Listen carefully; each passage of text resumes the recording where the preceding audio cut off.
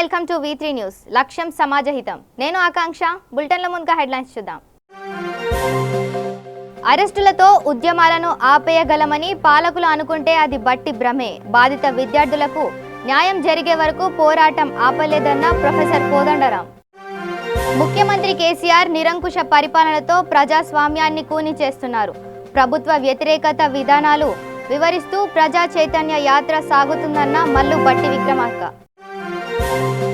శ్రీకాకుళం జిల్లాలో తిష్టవేసిన ఏనుగుల గుంపు. భయాందోళనకు గురవుతున్న సమీప గ్రామ ప్రజలు.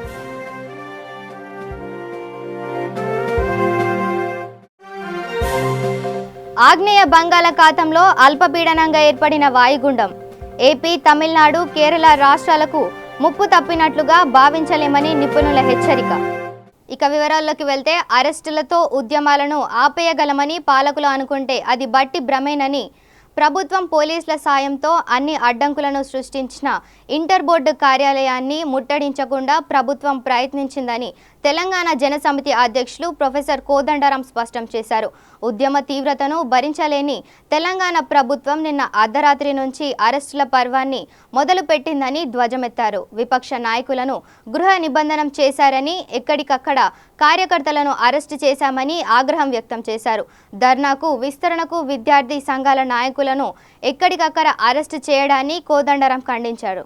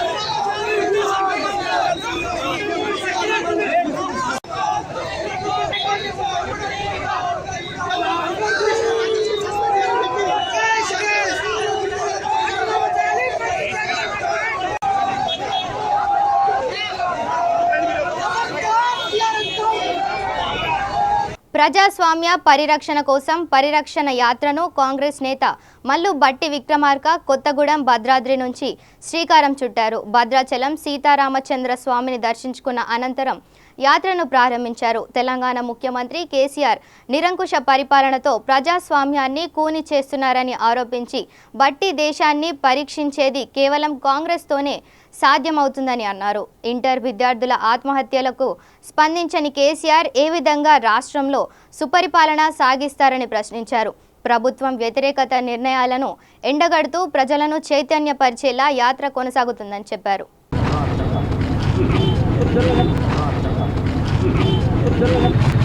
గుణాత్మకమైనటువంటి మార్పు కావాలని చెప్పే ముఖ్యమంత్రి ఉన్న ప్రజాస్వామ్యాన్ని కూని చేసి ఒక నియంతలాగా పరిపాలన చేస్తూ ప్రజాస్వామ్యంలో ఉన్నటువంటి ప్రతిపక్షాన్ని కూడా లేకుండా చేయాలనేటువంటి ఆలోచనతో, దుర్మార్గమైనటువంటి ఆలోచనతో, తాను చేసినటువంటి అవినీతి సొమ్ముతో ఈ రాష్ట్రంలో ఉన్నటువంటి ప్రతిపక్ష పార్టీలని కబళించాలనేటువంటి ఆలోచన చేస్తూ ఉన్నాడు. ఇది ప్రజాస్వామ్యానికి క్షేమం కాదు, ఈ రాష్ట్రానికి అంతకంటే క్షేమం కాదు. ఇది దేశానికి కూడా ప్రమాదకరం. ఇటువంటి ప్రమాదకరమైన వ్యక్తి పోరాడి తెచ్చుకున్న తెలంగాణ రాష్ట్రంలో పరిపాలన చేయటం ప్రజాస్వామ్యవాదులందరికీ కూడా చాలా బాధాకరమైనటువంటి విషయం. ప్రధాన ప్రతిపక్ష పార్టీకి సంబంధించినటువంటి లీడర్గా నేను చాలా స్పష్టంగా ఈ రాష్ట్ర ప్రజానికానికి విజ్ఞప్తి చేస్తూ ఉన్నాను. దయచేసి మీరు గమనించండి, ఈ రాష్ట్ర ముఖ్యమంత్రి పరిపాలనా సెక్రటేరియట్ను పూర్తిగా వదిలేసి కేవలం తన ఫామ్ హౌస్కి పరిమితమై తనకు కావలసిన పనులు మాత్రమే చేసుకుంటూ పరిపాలన గాలికి వదిలేయటం వల్లనే వాళ్ళ ఇంటర్మీడియట్ విద్యార్థులు ఆత్మహత్యలు చేసుకునేటువంటి దుస్థితి ఏర్పడింది. అనేక మంది ఆవేదన చెందినటువంటి పరిస్థితి ఏర్పడింది. నా ఇష్టం, ప్రజాస్వామ్యం లేదు, రాజ్యాంగం లేదు, నా ఇష్టం వచ్చినట్టు నేను చేస్తానని చెప్పేటువంటి ఈ వ్యక్తి యొక్క ఆలోచన ధోరణే కొంత ప్రమాదకరమైనదిగా నేను భావిస్తూ ఉన్నాను. సైకలాజికల్గా కూడా చాలా ఇబ్బందిగా ఉన్నట్టుగా నేను భావిస్తూ ఉన్నాను. అందుకే ఈ రాష్ట్ర ప్రజానికానికి నేను విజ్ఞప్తి చేస్తూ ఉన్నాను, ప్రజాస్వామ్యాన్ని కాపాడుకుందాం. ప్రజాస్వామ్యం అనేది కేవలం మాటలతో రాలేదు. మనకి అనేక మంది త్యాగదనులు, కాంగ్రెస్ పార్టీకి సంబంధించిన సమరయోధులు. ఇంటర్ పరీక్షల ఫలితాల గోల్మాల్పై విపక్షాలు ఈరోజు చెలో ఇంటర్ బోర్డు కార్యక్రమాన్ని చేపట్టారు. దీంతో పోలీసులు ఎక్కడికక్కడ నేతలను అదుపులోకి తీసుకుంటున్నారు. ఈ నేపథ్యంలో టీడీపీ తెలంగాణ అధ్యక్షుడు ఎల్ రమణను అరెస్టు చేసిన పోలీసులు జూబ్లీహిల్స్ పోలీస్ స్టేషన్కు తరలించారు. టీజేఎస్ అధినేత కోదండరాంను ఇంటి నుంచి బయటకు రాకుండా అడ్డుకున్నారు. హైదరాబాద్ పాత బస్తీలో కాంగ్రెస్ నేత అంజన్ కుమార్ యాదవ్ను హౌస్ అరెస్ట్ చేశారు. అలాగే టీడీపీ నేత రావుల చంద్రశేఖర్ రెడ్డిని అదుపులోకి తీసుకొని నారాయణగూడ పిఎస్కు తరలించారు. మరోవైపు ఇంటర్ బోర్డును ముట్టడించిన విపక్ష విద్యార్థి సంఘాల నేతలు సభ్యులను పోలీసులు అదుపులోకి తీసుకున్నారు. ప్రతిపక్షాల నిరసన కార్యక్రమాల నేపథ్యంలో గట్టి భద్రతను ఏర్పాటు చేశారు.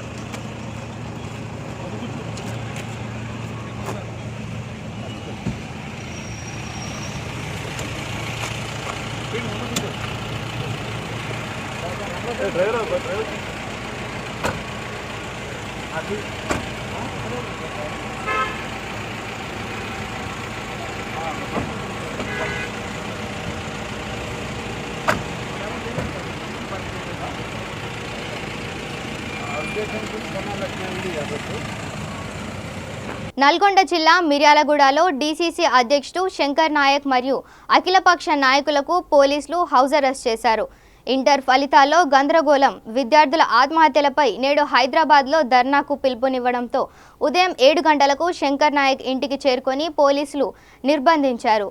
సిపిఎం నేత జూలకంటి రంగారెడ్డిని కూడా పోలీసులు అరెస్ట్ చేసి హైదరాబాద్ రాకుండా అడ్డుకున్నారు.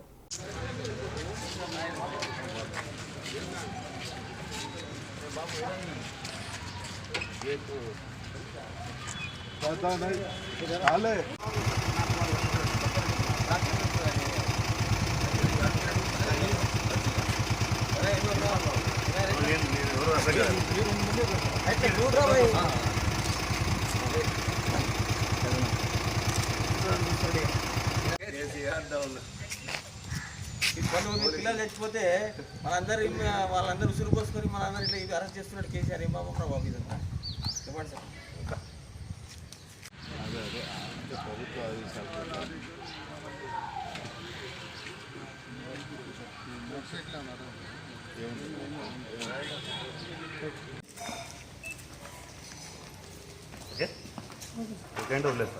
జస్టిస్ రామ్మోహన్ రావు ఇంటికి చేరుకున్న చైల్డ్ లైన్ అధికారులు పిల్లలను అప్పగించాలని సింధు శర్మ ఫిర్యాదు మేరకు స్పందించిన అధికారులు జస్టిస్ నూతి రామ్మోహన్ రావు ఇంటికి చేరుకొని పిల్లలను అప్పగించాలని డిమాండ్ చేశారు. బాధితురాలికి న్యాయం జరిగే వరకు పోరాటం చేస్తామని వారు తెలిపారు.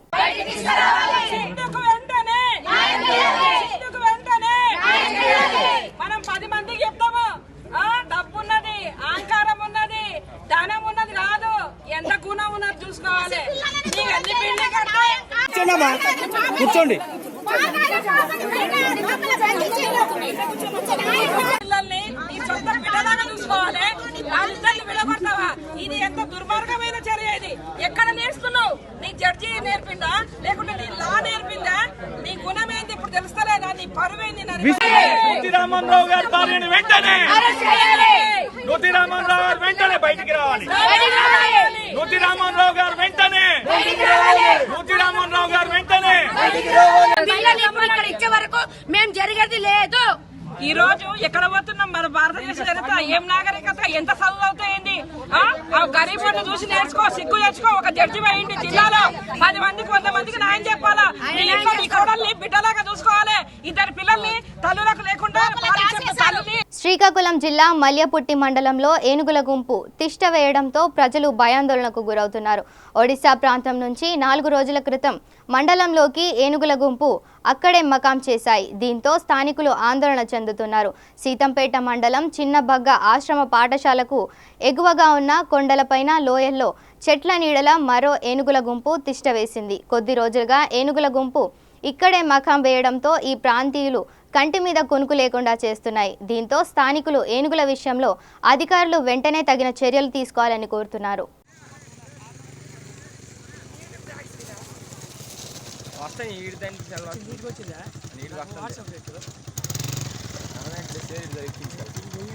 సత్య వెనక్కి దింగేస్తున్నాయిరా, పెద్ద దింగేస్తున్నాయి.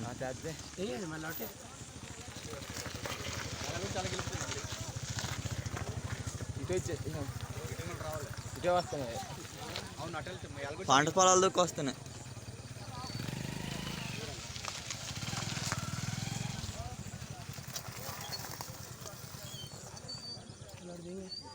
మళ్ళీ వెనక్కి వెళ్తాను.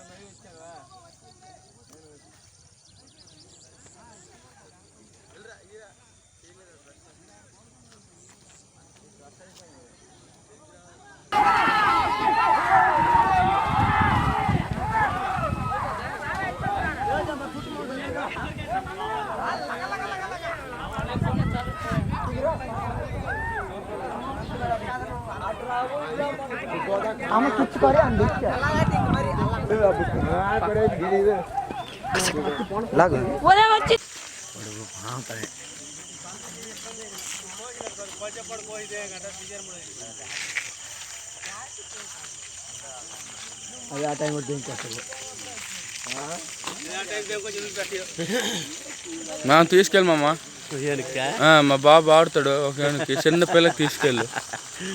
గుర్రం పల్లిదో మధ్యలో ఉన్నదా, దానికి తీసుకెళ్ళిపో. నీ సెల్ బాగా కనబడుతున్నాయి. మనోడు జూమ్ చేయలేదు, అందుకని కనబడట్లే. ఓకే, సెల్లో ఏంటంటే బయట చూసిన కంటే ఇంక నీటి దగ్గర ఉన్నట్టు ఇంకా థియేటర్ కనబడతాయి. అయితే నువ్వు తీసింది ఈ పార్క్, ఈ జూమ్ లాంటిది మంచి కికారణ్యంలో అడవిలో తీసినట్టు కనబడతాను. ఏనుగులు ఉండే జాగా ఎలాంటి జాగాల్లోనే ఉంటాయి అన్నట్టు. నెల్లూరు జిల్లా కొడవలూరు మండలం రాచర్లపాడు గ్రామం గమేషా ఫ్యాక్టరీ వద్ద జాతీయ రహదారిపై బైక్ అదుపు తప్పి పడిపోవడంతో నెల్లూరు నగరానికి చెందిన 23 సంవత్సరాల యాసిన్, 21 సంవత్సరాల అచ్యుత్ ఇద్దరు యువకులు మృతి చెందారు. మరో వ్యక్తి పొదలకూరు గ్రామానికి చెందిన రవికి తీవ్ర గాయాలు కావడంతో నెల్లూరు సింహాపురి ఆసుపత్రికి తరలించారు.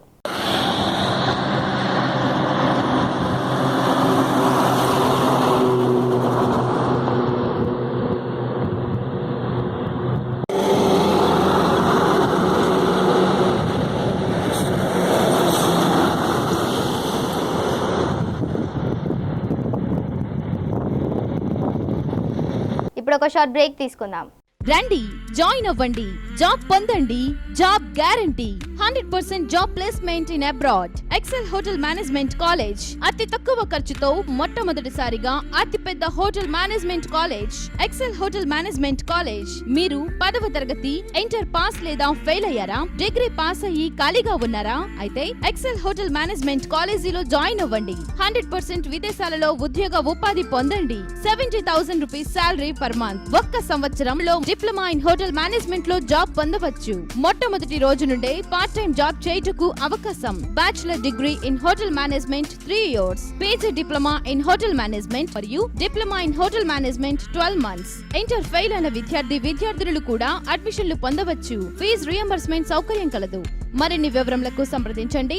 XL hotel management college, series road, LB Nagar, Hyderabad. Phone 8712387666 మరియు 9949956264.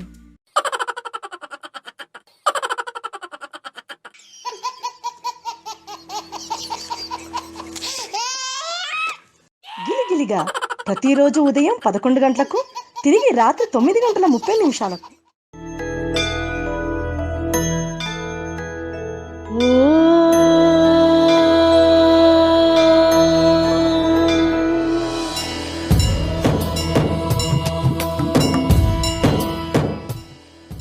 గుడి గంటలు ప్రతిరోజు ఉదయం 6 గంటలకు. Welcome back. హైదరాబాద్ నాంపల్లిలోని నీలఫర్ ఆసుపత్రిలో డాక్టర్ల నిర్లక్ష్యంతో ఓ పసికందు మృతి చెందినట్లు బంధువులు హాస్పిటల్ ముందు ఆందోళనకు దిగారు. నిన్న కామారెడ్డి జిల్లా కన్నాపూర్ గ్రామ ఏరియా ఆసుపత్రిలో అల్లేష్ బాలామణి దంపతులకు పాప జన్మించింది. పసికందుకు శ్వాస సంబంధిత సమస్య ఉండడంతో మెరుగైన వైద్యం కోసం నీలఫర్ ఆసుపత్రికి తీసుకెళ్లామని సూచించారు. వారి సూచన మేరకు నీలఫర్ ఆసుపత్రికి తీసుకొచ్చినట్లు పసికందు తండ్రి అల్లేష్ తెలిపాడు. ఆసుపత్రికి తీసుకొచ్చినప్పుడు తమ పాప ఆరోగ్యంగా ఉందని వారు పేర్కొన్నారు. అక్కడ ఉన్న నర్సులు పాపకు సెలైన్ ఎక్కించారని, డాక్టర్లు చెక్కింగ్కు వస్తున్నారని నెపంతో తమను లోనికి కూడా అనుమతించలేదని వారు తెలిపారు. సెలైన్ అయిపోయాక మరో సెలైన్ పెట్టకుండా ఆక్సిజన్ పైప్ ఊడిపోయినా అక్కడ ఉన్న సిబ్బంది పట్టించుకోలేదని ఆవేదన వ్యక్తం చేశారు. దీంతో పాప తమ కళ్ళ ముందే చనిపోయిందని వారు కన్నీరు మున్నీరు అయ్యారు. తమ పసికందు మృతికి ఆసుపత్రి వర్గాలే కారణమంటూ కుటుంబ సభ్యులు ఆసుపత్రి సెక్యూరిటీ సిబ్బందిపై దాడి చేశారు. దీంతో రంగంలోకి దిగిన నాంపల్లి పోలీసులు నిర్లక్ష్యం వహించిన వారిపై చర్యలు తీసుకుంటామని హామీ ఇవ్వడంతో కుటుంబ సభ్యులను ఆందోళన విరమించారు.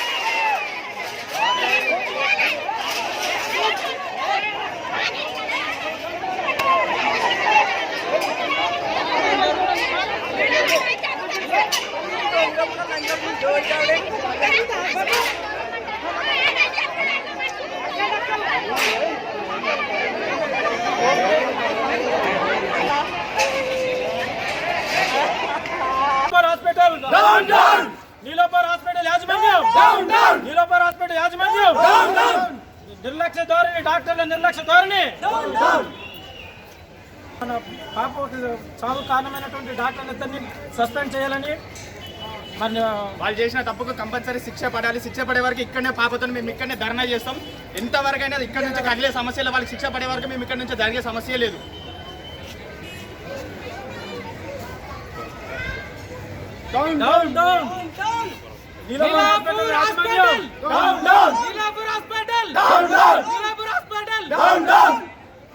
విశాఖలో కట్టుదిట్టమైన భద్రత మధ్య ఉన్న ఈవీఎంల సెక్యూరిటీని పలు రాజకీయ పార్టీల నేతలు పరిశీలించారు. కేవలం సీసీ కెమెరాలు ఉన్న చోట ఈవీఎంలను మాత్రమే చూపించారని వారు ఆరోపించారు. రాజకీయ నేతల భవిష్యత్తును నిర్దేశించి ఈవీఎంల భద్రతపై అనుమానాలు వ్యక్తపరుస్తున్నారు. విశాఖ జిల్లాలో 15 నియోజకవర్గాలు 3 పార్లమెంటు స్థానాలకు జరిగిన పోలింగ్ సంబంధించి ఈవీఎంలను ఏయూ ఇంజనీరింగ్ కళాశాలలో కట్టుదిట్టమైన భద్రతల మధ్య స్ట్రాంగ్ రూమ్లో ఉంచారు. అయితే వాటి భద్రతను ప్రత్యక్షంగా రాజకీయ పార్టీ నేతలకు తెలియజేసేందుకు నేతలను ఆహ్వానించి తూతూ మంత్రంగా కొన్ని నియోజకవర్గాలకు చెందిన ఈవీఎంలను చూపించారని వైసీపీ నేతలు దివాకర్ అన్నారు. అయితే పూర్తి స్థాయిలో ఈవీఎంల భద్రతను చూపించకుండా కేవలం సీసీ కెమెరాలు ఉన్న ఈవీఎంలను మాత్రమే చూపించారని అన్నారు. మరోవైపు పోస్టర్ బ్యాలెట్ బ్యాంకులను తక్షణమే ఓటు హక్కు ఉన్న ఉద్యోగులకు అందించాలని డిమాండ్ చేశారు. ఏదైతే సాక్షి పేపర్లో బ్యాలెట్లు వరండాలో అని శీర్షిక రావడంతో జాయింట్ కలెక్టర్ గారు తక్షణమే సాయంత్రం 3 గంటల సమయంలో వివిధ పార్టీల వారికి అలాగే మీడియా వారికి ఫోన్లు చేసి మీరు వచ్చి పరీక్షించుకోండి అని చెప్పి 4 గంటలకంత కార్యక్రమాన్ని ఏర్పాటు చేయడం జరిగింది. 4 గంటల నుండి రమారామి పావు తక్కువ 6 వరకు మీడియా వారిని కానీ పార్టీల నాయకులను కానీ ఎవరిని కూడా అనుమతించకుండా తర్జన భర్జన పడ్డారు. తర్వాత 1-2-3 ఫోటోగ్రాఫర్లు మినహా మిగతా మీడియా వారంతా కూడా వెళ్ళిపోయిన తర్వాత అనుమతించి వాటిని అన్నింటినీ చూపించి, అలాగే ఏదైతే వీడియో 15 నియోజకవర్గాల తాలూకా కెమెరాస్ ఉండే ఏదైతే సర్వేలెన్స్ ఉంటుందో దాన్ని చూపించి ఫైనల్గా అంతా బాగానే ఉంది అని మమ అనిపించే కార్యక్రమాన్ని చేపట్టడం జరిగింది. మేము అక్కడే జాయింట్ కలెక్టర్ 2కి వెంటనే తెలియజేయడం జరిగింది. ఏదైతే తీసిన ఫోటో తెల్లవారి వరకు ఉన్నదాన్ని మీరు అన్నీ సర్ది సాయంత్రం మీడియాని మమ్మల్ని పిలిచి సంతృప్తిపరచాలన్న ఆలోచన దురదృష్టకరం. ఆ విధమైన ఆలోచనలు చేయడానికి వీల్లేదు. ఎందుకంటే ఏదైనా ఉంటే నిజ నిర్ధారణ చేసే విధంగా ఉండాలి.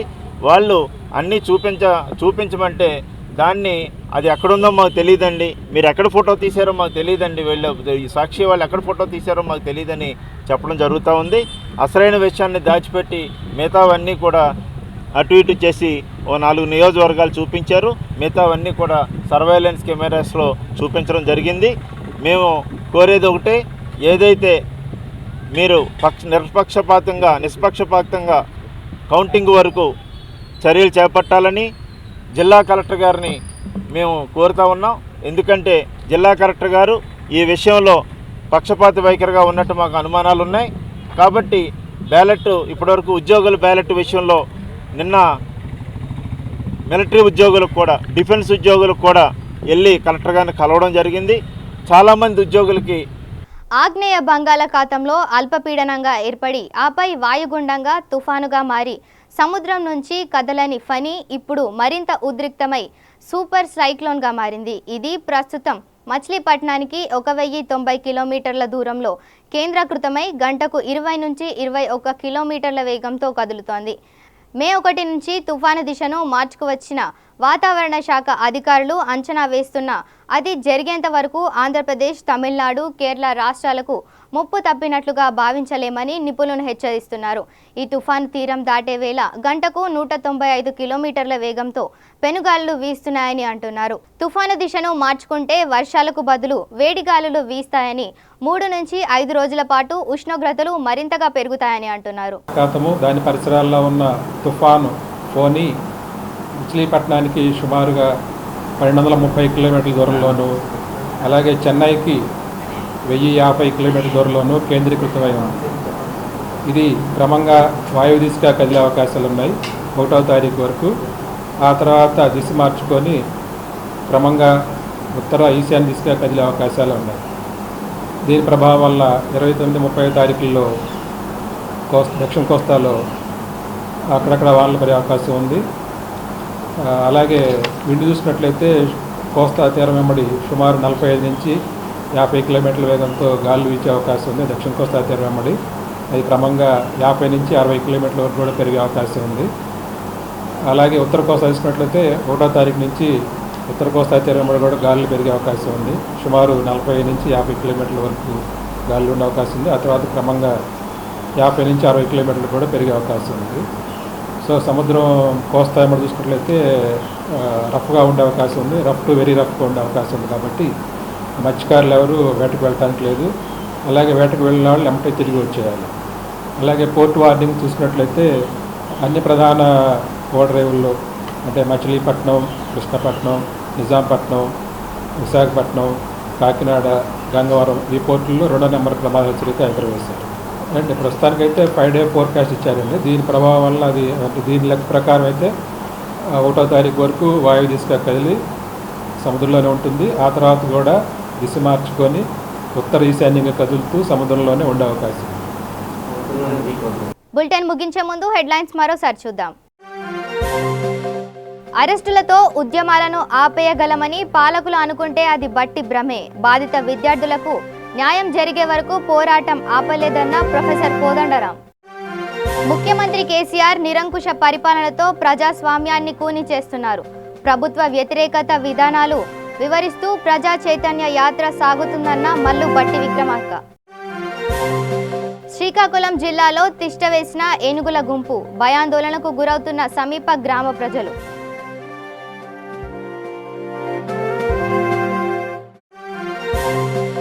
ఆగ్నేయ బంగాళాఖాతంలో అల్పపీడనంగా ఏర్పడిన వాయుగుండం ఏపీ, తమిళనాడు, కేరళ రాష్ట్రాలకు ముప్పు తప్పినట్లుగా భావించలేమని నిపుణుల హెచ్చరిక. ఇవి bulletin updates. Keep watching V3 news. లక్ష్యం సమాజహితం.